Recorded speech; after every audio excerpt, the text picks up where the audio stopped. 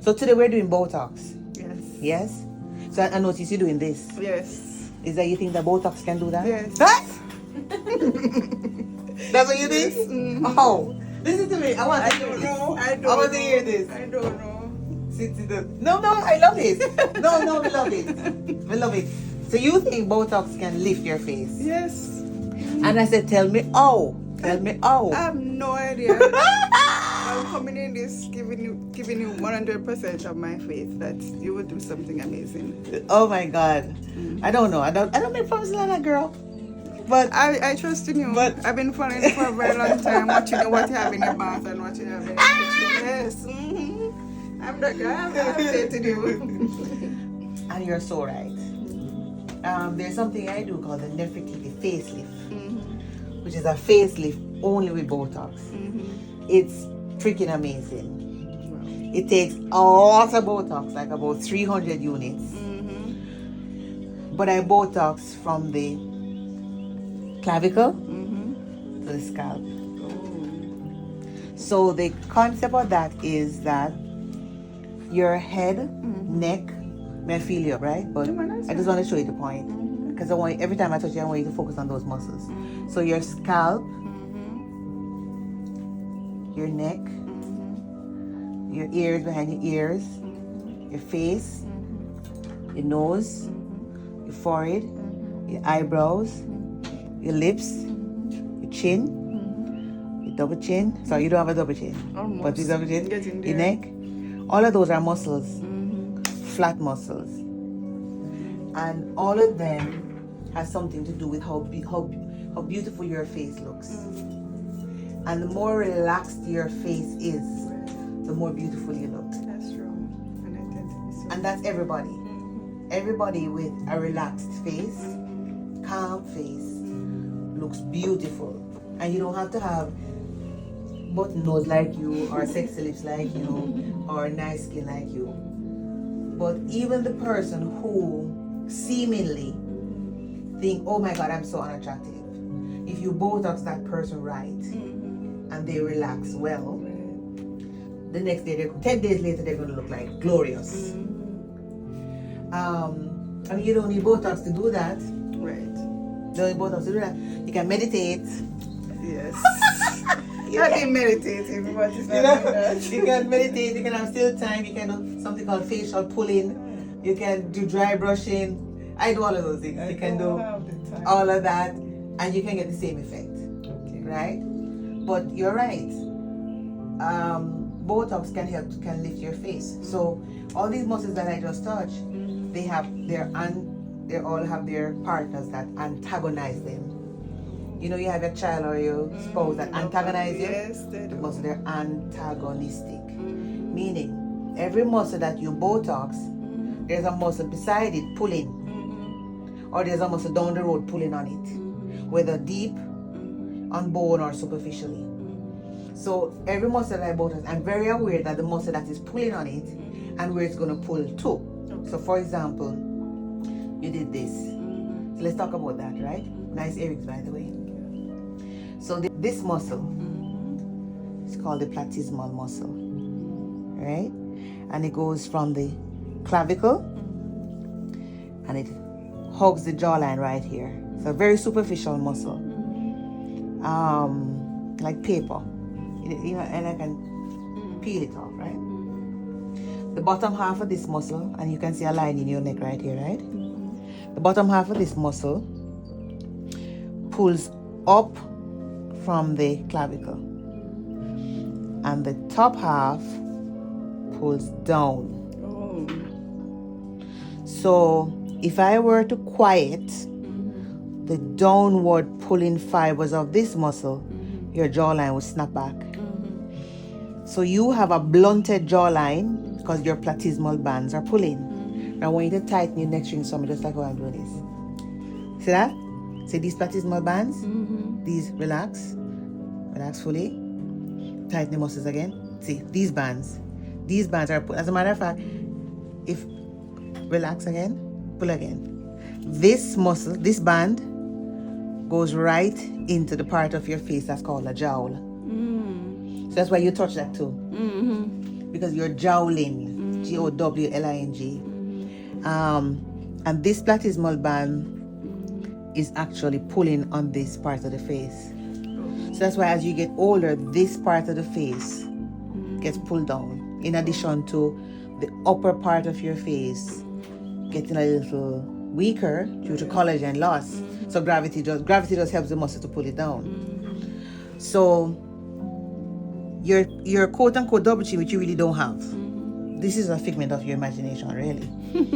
It's just your platysmal band just pulling, and so what it's done is creating a straight line instead of having it angled, because it's tightening. Just imagine just tightening like that. So it's not allowing your jawline to snap into place. You understand? Yes. Your platysmal band works with all the other muscles in your face, right? But in terms of high volume, ROI, high ROI, return on investment, just doing your platysmal band can float your face up, and you can get a lift. With you, in addition to your platysmal band, I'm going to be doing your crow's feet, only because when you close your eyes, you have a line coming here, right? Close your eyes tight for me, tight, right. You have strong orbicularis, and remember I was explaining to you earlier that all muscles intertwine. I don't want your orbicularis to tighten up too much and close on your eyes. So I'm gonna keep the orbicularis open, do the platysmal band so that your face floats up. Keep your eyes open, and your forehead is similar to the platysmal band. So the first half, the top half of your forehead, the muscle pulls the scalp forward. So look as if you're surprised.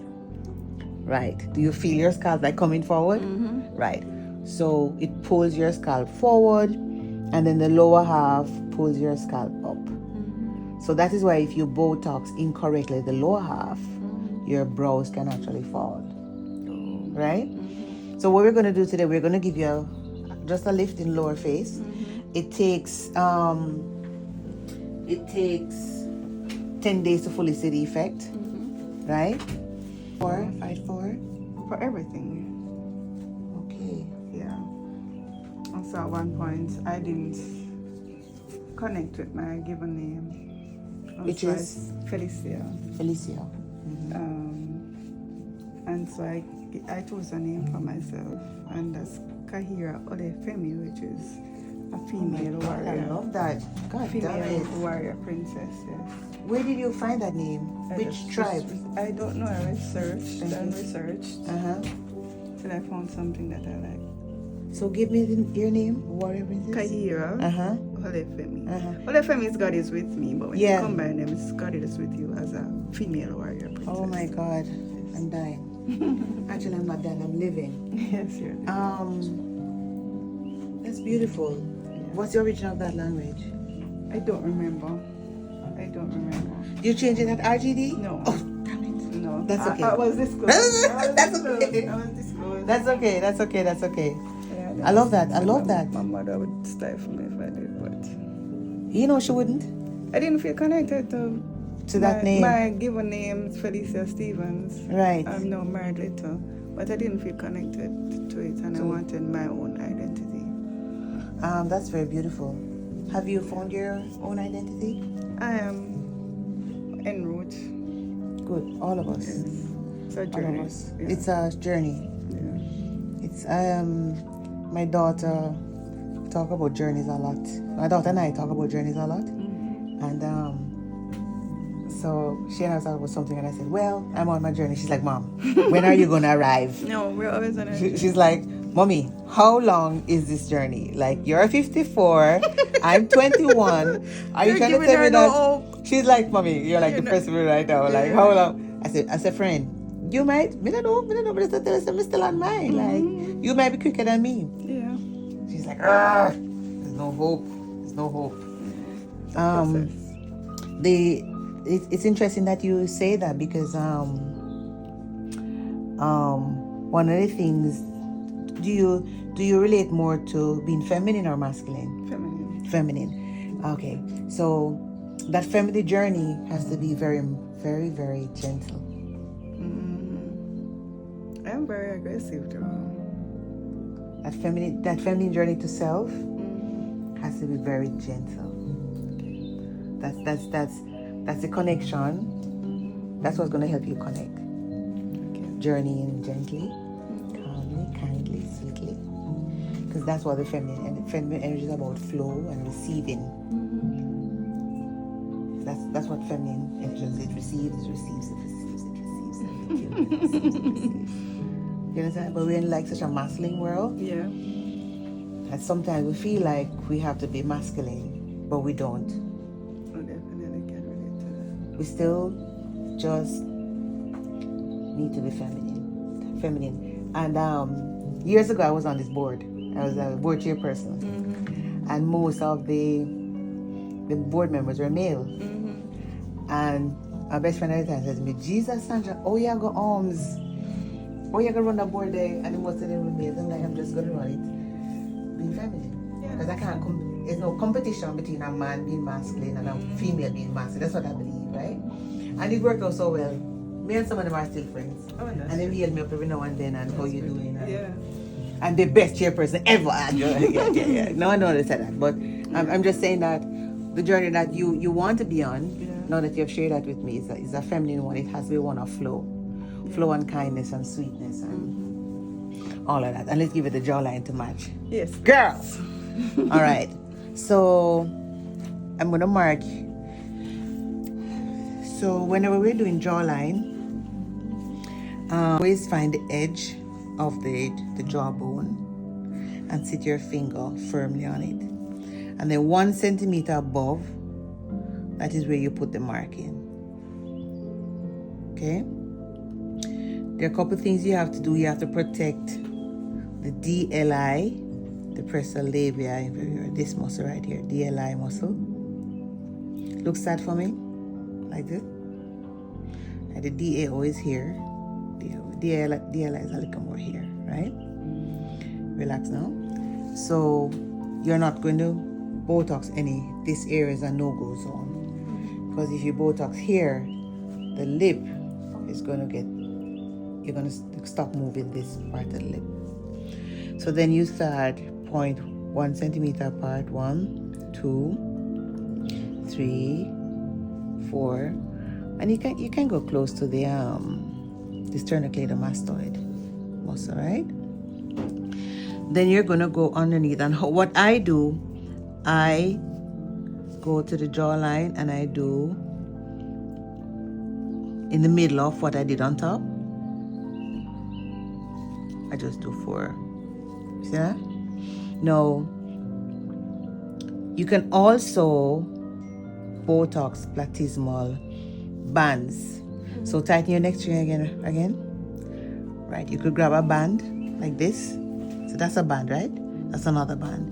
You could grab a band like this and Botox it. 1 centimeter apart. Which I'm going to do today because we're going to target her double chin. But I find that putting too much Botox in the neck, you can give it a baby neck. So you won't be able to. Remember that happened to me when I over Botox my neck?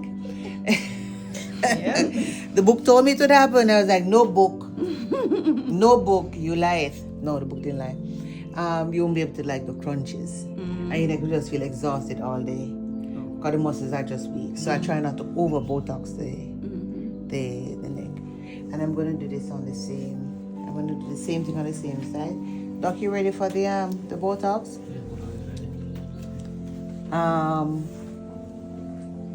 PT. You're doing her left, and Uzi are doing her right. No, there's a curious set of muscle in between, which are the mentalis muscle, right? The mentalis muscles, which is right here, 2 muscles. This one is for pushing the lip out. So pout for me, Instagram pout. Yeah, that's the mentalis. Yeah, that's the mentalis muscle that does that. Sometimes I will put a little Botox here when I'm trying to do chin filler to get space to put chin filler in here. But we're not doing fillers today. And you Yeah, you need a little chin, but not much, not much. But I'm not going to touch those either. I just want to give it that jawline. And then when I Botox here, I'm also going to Botox your crow's feet.